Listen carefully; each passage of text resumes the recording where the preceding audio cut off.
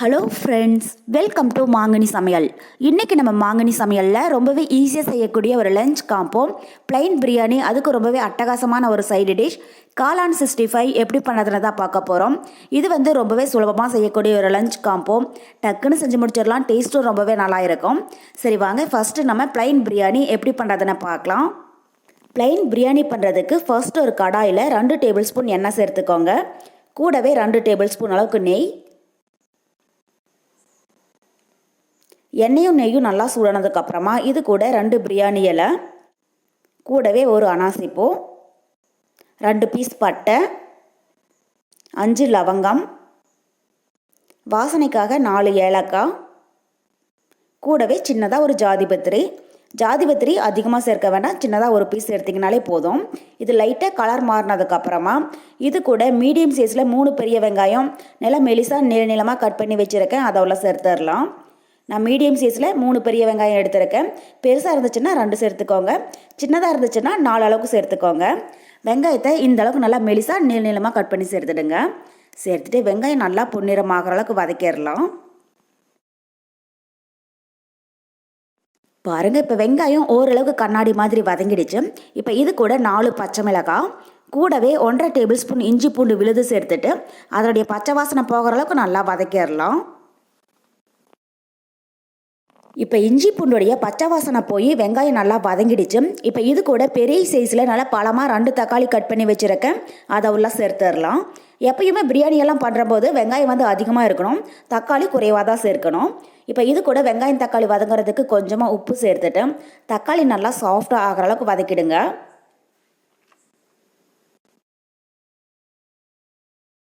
பாருங்கள், இப்போ வெங்காயம் தக்காளி நல்லா சாஃப்டாக வதங்கி எண்ணெய் பிரிஞ்சு வர ஆரம்பிச்சிடுச்சு. இப்போ இந்த ஸ்டேஜில் நம்ம மசாலா பொருட்கள் சேர்த்துடலாம். காரத்துக்கு 2 டீஸ்பூன் மிளகாய்த்தூள். ஏற்கனவே நம்ம பச்சை மிளகாய் சேர்த்துருக்கிறதுனால நான் 2 டீஸ்பூன் மிளகாய்த்தூள் சேர்க்குறேன்.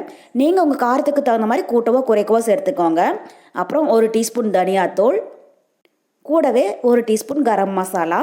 இந்த கரம் மசாலா நான் ஃப்ரெஷ்ஷாக வீட்டில் அரைச்சது தான். இதனுடைய ரெசிபி லிங்க் கீழே டிஸ்கிரிப்ஷன் பாக்ஸில் கொடுக்குறேன், எப்படி பண்ணுறதுன்னு செக் பண்ணி பார்த்துக்கோங்க. இப்போ மசாலாவுடைய பச்சை வாசனை போகிற அளவுக்கு நல்லா வதக்கிடலாம். பாருங்கள், இப்போ மசாலா பொருளெல்லாம் வெங்காயம் தக்காளியோட சேர்ந்து நல்லா வதங்கிடுச்சு. இப்போ இது கூட 1/2 கப் அளவுக்கு தயிர் சேர்த்துடலாம். தயிர் புளிப்பு இல்லாத நல்லா கட்டியான தயிராக சேர்த்துக்கோங்க. கூடவே 1 கைப்பிடி அளவுக்கு புதினா இலை, அப்புறம் அதுக்கும் குறைவாக மல்லி இலை நல்லா பொடியாக கட் பண்ணி சேர்த்துக்கோங்க. சேர்த்துட்டு இதோட 2 நிமிஷத்துக்கும் நல்லா வதக்கிடலாம்.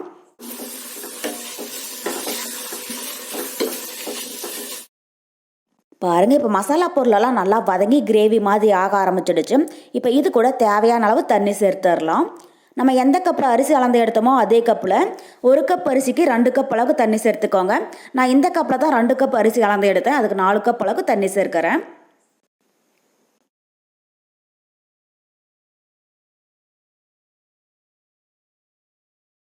தண்ணி சேர்த்தி ஒரு டைம் நல்லா கலந்து விட்டுட்டு கடாயோடைய மூடி வச்சுடுங்க.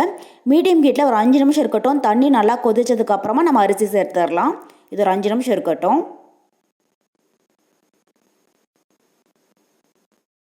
பாருங்கள், இப்போ 5 நிமிஷத்துக்கு அப்புறமா தண்ணி நல்லா கொதிக்க ஆரம்பிச்சிடுச்சு. இந்த அளவுக்கு தண்ணி நல்லா கொதி வந்ததுக்கப்புறமா இது கூட 2 கப் அளவுக்கு பாசுமதி அரிசியை 1/2 மணி நேரம் நல்லா ஊற வச்சு எடுத்துருக்கேன். இதை தண்ணியெல்லாம் வடிச்சிட்டு உள்ளே சேர்த்துடலாம். அரிசியை 1/2 மணி நேரம் போல் நல்லா ஊற வச்சுடுங்க.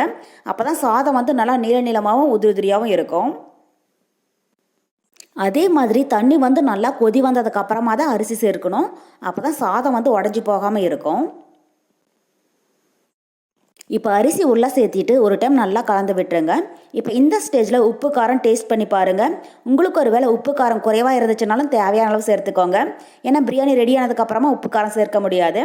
ஃபஸ்ட்டு எந்த அளவுக்கு தேவைப்படுதோ அதுக்கு தகுந்த மாதிரி சேர்த்துக்கோங்க. இப்போ உப்பு குறைவாக இருக்குது, நான் இன்னும் கொஞ்சமாக உப்பு சேர்க்குறேன். உப்பு சேர்த்துட்டு ஒரு டைம் நல்லா கலந்து விட்டுறலாம். அவ்வளோதான். இப்போ இதுக்கு மேலே கொஞ்சமாக புதினா இலை தூவி விட்டுட்டு கடாயோடைய மூடி மீடியம் ஹீட்டில் 10 நிமிஷம் வேக விட்டுருங்க. 10 நிமிஷத்துக்கு அப்புறமா எப்படி இருக்குன்னு பார்க்கலாம். இன்றைக்கி நம்ம கடாயில் பண்ணுறதுனால மீடியம் ஹீட்டில் 10 நிமிஷம் வேக வைக்கிறோம். இதுவே நீங்கள் குக்கரில் செய்கிறதா இருந்தால் மீடியம் ஹீட்டில் 1 விசில் வேக விட்டிங்கன்னா போதும். பாருங்கள், இப்போ 10 நிமிஷம் போல் ஆகிடுச்சு. மூடி ஓப்பன் பண்ணி பார்க்கலாம். அவ்வளோதான், நம்ம ப்ளைன் பிரியாணி தயாராகிடுச்சு. இது இப்போ சாதம் உடஞ்சிடாமல் லைட்டாக ஒரு டைம் கலந்து விட்டுருங்க. பாருங்கள், சாதம் கொஞ்சம் கூட குலையவே இல்லை, ஒன்று ஒட்டாமல் ரொம்பவே சூப்பராக வந்திருக்கு. இப்போ இந்த ஸ்டேஜில் ஸ்டவ் ஆஃப் பண்ணிடலாம்.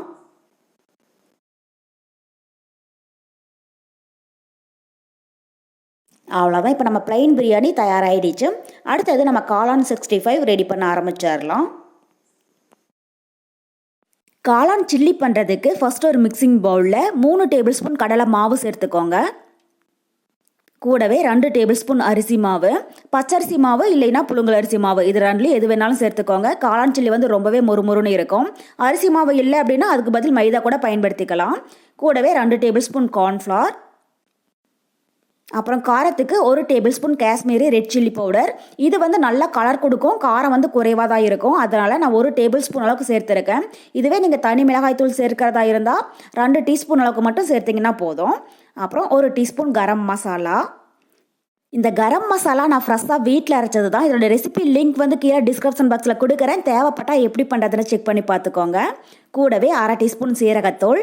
சீரகத்தை லைட்டாக வறுத்துட்டு பவுடர் பண்ணி ஒரு ஏர்டைட் பாக்ஸில் போட்டு வச்சுட்டிங்கன்னா இது மாதிரி சில்லி வறுவல் கிரேவி பண்ணுறதுக்கெல்லாம் பயன்படுத்திக்கலாம். டேஸ்ட்டு வந்து ரொம்பவே சூப்பராக இருக்கும். அப்புறம் 1/2 டீஸ்பூன் மிளகுத்தூள். கூடவே சின்ன எலுமிச்சம்பழத்தோடைய ஜூஸ் சேர்த்துடலாம். நம்ம 2 பேக்கெட் காளான் சேர்க்கறதுனால மீடியம் சைஸில் 1 எலுமிச்சம்பழத்தோடைய ஜூஸ் எடுத்துருக்கேன். பெரிய எலுமிச்சம்பழமாக இருந்துச்சுன்னா பாதி அளவுக்கு சேர்த்திங்கன்னா போதும்.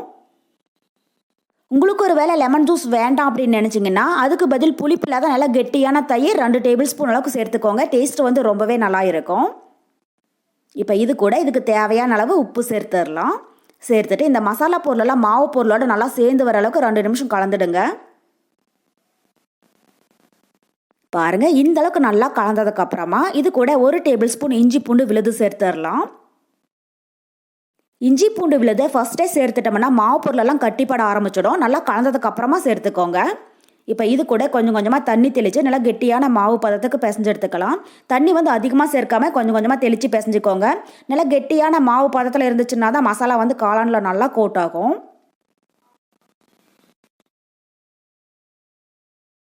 பாருங்கள், இப்போ மசாலா பேஸ்ட் ரெடி ஆகிடுச்சு. ரொம்பவே தண்ணியாக இல்லாமல் இந்த அளவுக்கு நல்லா திக்காக இருக்கணும். அதுக்கு தகுந்த மாதிரி தண்ணி சேர்த்து கலந்துக்கோங்க.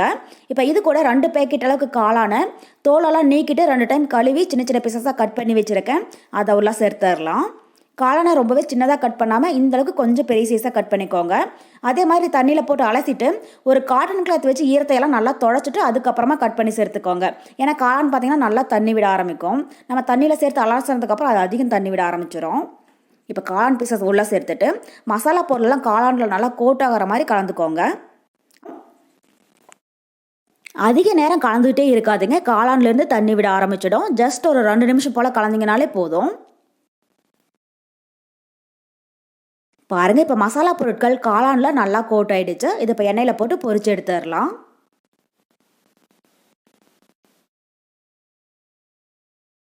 அதுக்கு ஒரு கடாயில் தேவையான அளவு எண்ணெய் சேர்த்து சூடுபடுத்திக்கோங்க. எண்ணெய் நல்லா சூடானதுக்கப்புறமா ஸ்டவ் மீடியம் ஹீட்டில் வச்சுட்டு நம்ம ரெடி பண்ணி வச்சுருக்கிற காளானை உள்ளே சேர்த்துடலாம். ஒரே இடத்துல மொத்தமாக சேர்க்காம இது மாதிரி ஒன்று ஒன்றா உதிர்த்து விட்டு சேர்த்துக்கோங்க. அப்போ தான் ஒன்று ஒட்டாமல் இருக்கும். காளானை மசாலாவில் போட்டு கலந்ததுக்கப்புறமா ஊற வச்சிடக்கூடாது. உடனே எண்ணெயில் போட்டு பொரிச்சு எடுத்துக்கோங்க. அப்போ தான் காளான் சில்லி வந்து எண்ணெய் குடிக்காமல் மசாலாவும் கொஞ்சம் கூட பிரிஞ்சு போகாமல் நம்ம ஹோட்டல்லையெல்லாம் சாப்பிட்ற மாதிரி காளான் சில்லி வந்து நல்லா மொறுன்னு ரொம்பவே கிறிஸ்பியாக இருக்கும். ஸோ இந்த காளான் சில்லி பண்ணுற போது மட்டும் ஸ்டவ் மீடியம் ஹீட்டில் வைக்காமல் ஹையில் வச்சு பொரிச்சு எடுத்துக்கோங்க. அப்போ தான் எண்ணெய் குடிக்காமல் நல்லா பொரிஞ்சு வரும். அதே மாதிரி எண்ணெயில் சேர்த்ததும் உடனே திருப்பி போட்டுறாதீங்க. ஒரு சைடு நல்லா பொரிஞ்சு மேலே வந்ததுக்கப்புறமா அடுத்த சைடு திருப்பி விட்டுருங்க. பாருங்கள், இப்போ சில்லி ஒரு சைடு நல்லா பொரிஞ்சு வந்துடுச்சு. இதை அடுத்த சைடு திருப்பி விட்டுறலாம். 2 சைடும் நல்லா பொரிஞ்சா பபுள்ஸ் எல்லாம் ஒரு 90% அடங்கினதுக்கப்புறமா வெளியில் எடுத்துடலாம்.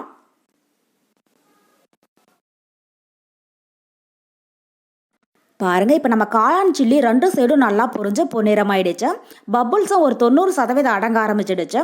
இப்போ இந்த ஸ்டேஜில் வெளியில் எடுத்துடலாம். அவ்வளோதான், இதே மாதிரி எல்லா காளானையுமே பொரிச்சு எடுத்துக்கோங்க. அவ்வளோதான். நமக்கு இப்போது ரொம்பவே அட்டகாசமான ஒரு லஞ்ச் காம்போ ப்ளைன் பிரியாணியும் அதுக்கு ரொம்பவே பொருத்தமான காளான் 65யும் ரொம்பவே சூப்பராக தயாராகிடுச்சு. கண்டிப்பாக நீங்களும் இதே மெத்தடில் செஞ்சு பார்த்துட்டு எப்படி இருக்குன்னு கமெண்ட் பாக்ஸில் சொல்லுங்கள். என்னுடைய இந்த ரெசிபி வீடியோ உங்களுக்கு பிடிச்சிருந்தா மாங்கனி சமையலுக்கு சப்ஸ்கிரைப் பண்ணுங்கள். நன்றி.